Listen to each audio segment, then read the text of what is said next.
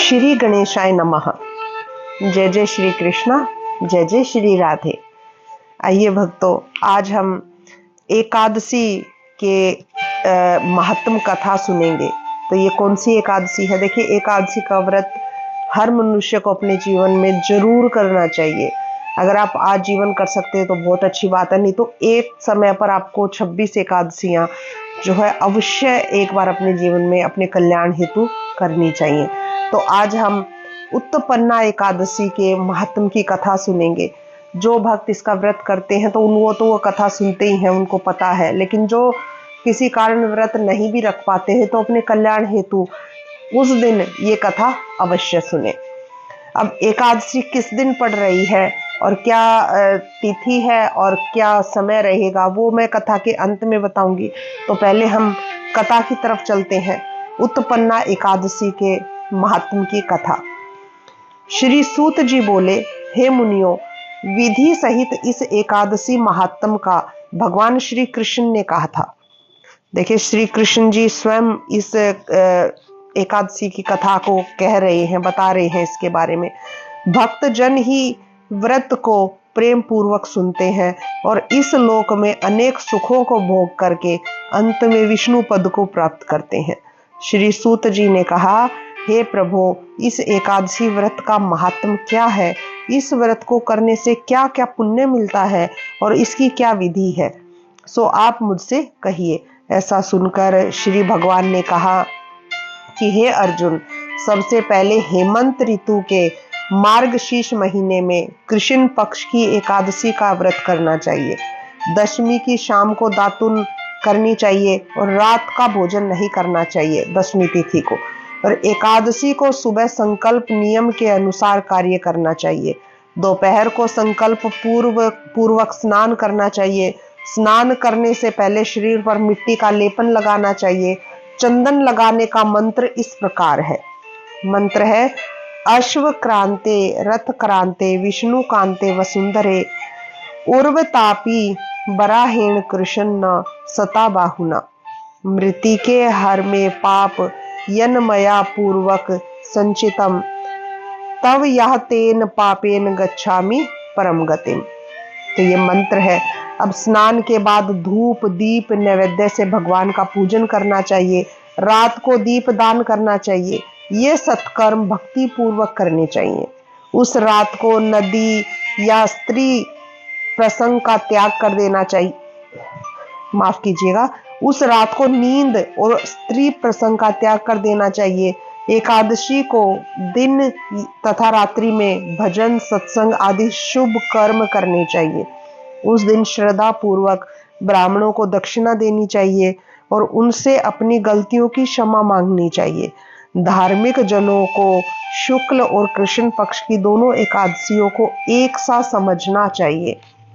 उनमें कोई भेद नहीं करना चाहिए, ये उचित नहीं है। ऊपर लिखी विधि के अनुसार जो मनुष्य एकादशी का व्रत करते हैं उनको शंखो द्वार तीर्थ एवं दर्शन करने का पुण्य प्राप्त होता है। वह एकादशी व्रत के पुण्य जैसा ही होता है। वही पुण्य मनुष्य को एकादशी का व्रत करने से प्राप्त होता है। जो फल देव पाठी ब्राह्मणों को 1000 गोदान करने से मिलता है, 10 श्रेष्ठ ब्राह्मणों को भोजन कराने से जो पुण्य मिलता है, वह एकादशी के पुण्य के 10वें भाग के बराबर होता है। देखिए महाराज, कितना पुण्य मिलता है एकादशी का एक व्रत करने से।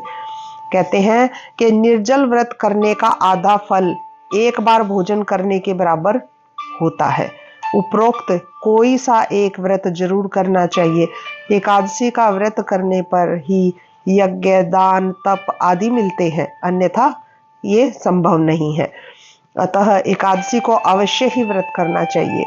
इस व्रत में शंख से जल नहीं पीना चाहिए। मछली सूअर तथा अन्य निरामिष भोजन एकादशी के व्रत में वर्जित है। एकादशी के व्रत का फल 1000 यज्ञों से भी अधिक है। ऐसा सुनकर अर्जुन ने कहा कि हे कृष्ण भगवान, आपने इस एकादशी के पुण्य को अनेक तीर्थों के पुण्य से श्रेष्ठ तथा पवित्र क्यों बतलाया है? यह सब आप विस्तार पूर्वक कहिए। भगवान कहते हैं कि हे अर्जुन, सतयुग में एक महाभयंकर दैत्य हुआ था उसका नाम मुर था। उस दैत्य ने इंद्र आदि देवताओं पर विजय प्राप्त कर उन्हें उनके स्थान से गिरा दिया था। तब देवेंद्र ने महादेव जी से प्रार्थना की कि हे शिव शंकर, हम सब देवता मुर दैत्य के अत्याचारों से दुखित हैं। मृत्यु लोक में अपना जीवन व्यतीत कर रहे हैं, विचर रहे हैं।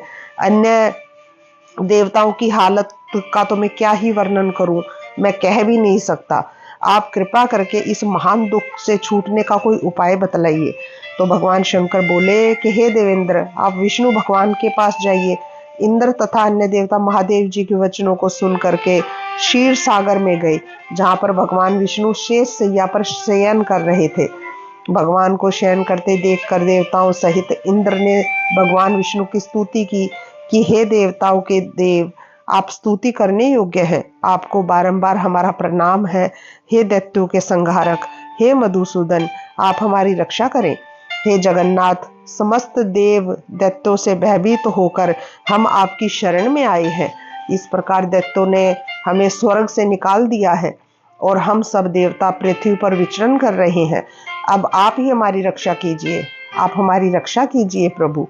देवताओं के इस प्रकार करुणा पूर्वक वाणी को सुनकर श्री विष्णु भगवान बोले, हे देवताओं, वह कौन सा दैत्य है जिसने देवताओं को जीत लिया है? भगवान के उस अमृत रूपी वचनों को सुनकर इंद्र बोले, हे भगवान, प्राचीन समय में नाड़ी जंगम नाम का एक दैत्य था। उस दैत्य की ब्रह्मा वंश से उत्पत्ति हुई थी। उसी दैत्य के पुत्र का नाम मुर है। उनकी राजधानी चंद्रावती है। उस चंद्रावती नगरी में वह मुर नामक दैत्य निवास करता है, जिसने अपने बल से समस्त विश्व को जीत लिया है। और अब सब देवताओं को देवलोक से निकालकर उसने अपने दैत्य कुल के इंद्र, अग्नि, यम, वरुण, चंद्रमा, सूर्य आदि लोकपाल बनाए हैं। वह स्वयं सूर्य बनकर पृथ्वी को तापता है और स्वयं मेघ बनकर जल की वर्षा करता है। अतः आप उस बलशाली भयानक दैत्य को मारकर देवताओं की रक्षा करें। इंद्र के ऐसे वचन सुनकर श्री विष्णु भगवान बोले, हे देवताओं, मैं तुम्हारे शत्रु का शीघ्र ही संहार करूंगा। अब आप उस चंद्रावती नगरी को चलिए। इस प्रकार भगवान विष्णु देवताओं को साथ लेकर के चंद्रावती नगरी की तरफ चल दिए। उस समय दैत्यपति मुर अनेक दैत्यों के साथ युद्ध भूमि में गरज रहा था। युद्ध प्रारंभ होने पर असंख्य दानव अनेकों अस्त्रों शस्त्रों को धारण कर देवताओं से युद्ध करने लगे, परंतु देवता दैत्यों के आगे एक क्षण भी नहीं ठहर सके। तब भगवान विष्णु भी युद्ध भूमि में आ गए। तब जब दैत्यों ने भगवान विष्णु को युद्ध भूमि में देखा तो उन पर अस्त्र शस्त्रों का प्रहार करने लगे। भगवान भी चक्र और गदा से उनके अस्त्र शस्त्रों को नष्ट करने लगे। इस युद्ध में अनेकों दानव सदैव के लिए सो गए, परंतु दैत्यों का राजा मुर भगवान के साथ निश्चल भाव से युद्ध करता रहा। भगवान विष्णु मुर को मारने के लिए जिन जिन शस्त्रों का प्रयोग करते, वे सब उसके तेज से नष्ट होकर उस पर पुष्पों के समान गिरने लगे। अनेक अस्त्र शस्त्रों का प्रयोग करने पर भी भगवान उसको जीत ना सके। वह आपस में मल्ल युद्ध करने लगे। भगवान विष्णु उस दैत्य से देवताओं के लिए सहस्त्र वर्ष तक युद्ध करते रहे, परंतु उस दैत्य को नहीं जीत सके। अंत में विष्णु शांत होकर विश्राम करने की इच्छा से बद्री का आश्रम चले गए। उस समय 38 कोस लंबी एक द्वार वाली हेमवती नाम की गुफा में शयन करने की इच्छा से भगवान उस गुफा में प्रवेश कर गए और वहां पर जाकर के सो गए। हे अर्जुन, अतः मैंने उस गुफा में शयन किया। वह दैत्य भी मेरे पीछे पीछे चला आया। तब मुझको शयन करता देख वो मारने को तैयार हो गया। वह दैत्य सोचने लगा कि मैं आज अपने चिर शत्रु को मारकर सदैव के लिए निष्कंटक हो जाऊंगा। उस समय मेरी देह से एक अत्यंत सुंदर कन्या दिव्य वस्त्र धारण करके उत्पन्न हुई और दैत्य के सामने आकर के उससे युद्ध करने लगी। तब वह दैत्य आश्चर्य के साथ सोचने लगा कि यह ऐसी बलवान कन्या कहां से उत्पन्न हुई है। वह दैत्य उस कन्या से लगातार युद्ध करता रहा। कुछ समय बीतने पर उस कन्या ने क्रोध में आकर उस दैत्य के अस्त्र शस्त्रों के टुकड़े टुकड़े कर दिए और उस कन्या ने उसका रथ तोड़ डाला। और तब तो वह दैत्य महान क्रोध में भर गया और उनसे मल्ल युद्ध करने लगा। उस कन्या ने उसको धक्का मार करके मूर्छित कर दिया। उठने पर उसका सिर काट दिया। वह दैत्य सिर कटते ही पृथ्वी पर गिर गया और मृत्यु को प्राप्त हुआ। अन्य समस्त दानव भी ऐसा देखकर पाताल लोक को चले गए। जब भगवान विष्णु की निद्रा टूटी तो उस दैत्य को मरा देखकर अत्यंत आश्चर्य करने लगे और विचारने लगे कि इस दैत्य को किसने मारा है। तब वह कन्या भगवान से हाथ जोड़कर बोली कि हे भगवान, यह दैत्य आपको मारने को तैयार था, तब मैंने आपके शरीर से उत्पन्न होकर इसका वध किया है। इस पर भगवान बोले, हे कन्या, तूने इसको मारा है, अतः मैं तेरे ऊपर अत्यंत प्रसन्न हूँ। तूने तीनों लोकों के देवताओं को सुखी किया है, इसलिए तू अपनी इच्छा अनुसार वरदान मांग। कन्या बोली, हे भगवान, मुझे यह वरदान दीजिए कि जो मेरा व्रत करे उसके समस्त पाप नष्ट हो जाए और अंत में स्वर्ग लोक को जाए और मेरे व्रत का आधा फल रात्रि को मिले और उसका आधा फल एक समय भोजन करने वाले को मिले। जो मनुष्य भक्ति पूर्वक मेरे व्रत को करे वे निश्चय ही विष्णु लोक को प्राप्त करे। कृपा करके मुझे ऐसा ही वरदान दीजिए। जो मनुष्य मेरे दिन तथा रात्रि को एक बार भोजन करे वे धन धान्य से भरपूर रहें। इस पर भगवान विष्णु उस कन्या से बोले, हे कल्याणी, ऐसा ही होगा। मेरे और तेरे भक्त एक ही होंगे और अंत में संसार में प्रसिद्धि को प्राप्त होकर मेरे लोक को प्राप्त करेंगे। हे कन्या, तू एकादशी को पैदा हुई है, इसलिए तेरा नाम भी एकादशी हुआ।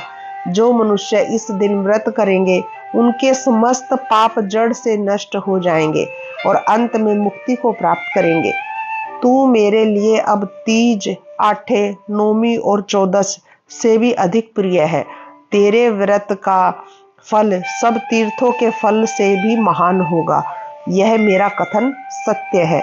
ऐसा कहकर के भगवान उसी स्थान पर अंतर्ध्यान हो गए। एकादशी भी भगवान के उत्तम वचनों को सुनकर बहुत ही प्रसन्न हुई। भगवान बोले कि हे अर्जुन, सब तीर्थों, सब व्रतों के फल से एकादशी व्रत का फल सर्वश्रेष्ठ है। मैं एकादशी व्रत करने वाले मनुष्य के शत्रुओं को नष्ट कर देता हूँ और उन्हें मोक्ष देता हूँ। उन मनुष्यों के विघ्नों को मैं स्वयं ही नष्ट कर देता हूँ। हे अर्जुन, यह मैंने तुमको एकादशी की उत्पत्ति के बारे में बतलाया है। एकादशी व्रत समस्त पापों को नष्ट करने वाला और सिद्धि देने वाला है। उत्तम मनुष्य को दोनों पक्ष की एकादशियों को समान समझना चाहिए, उनमें भेदभाव मानना उचित नहीं है। जो मनुष्य एकादशी महात्म को श्रवण व पठन करते हैं उनको अश्वमेध यज्ञ का फल मिलता है। देखिए महाराज, ये जो उत्पन्ना एकादशी जिसका आप आज व्रत कर रहे हैं और इस कथा को सुन रहे हैं, तो ये वही दिन है जिस दिन एकादशी माता उत्पन्न हुई थी, इसलिए इस एकादशी का नाम उत्पन्ना एकादशी पड़ा। तो यहाँ पर ये हम महात्म को विराम देते हैं, इसकी महात्म कथा को, उत्पन्ना एकादशी को। भगवान विष्णु आपका कल्याण करे। जय जय श्री कृष्णा, जय जय श्री राधे। मेरी आप लोगों से प्रार्थना है कि मेरे चैनल को सब्सक्राइब अवश्य करें और इस कथा को बहुत लोगों तक पहुंचा करके बहुत सारा पुण्य फल प्राप्त करें। बोलिए जय जय श्री कृष्णा, जय जय श्री राधे।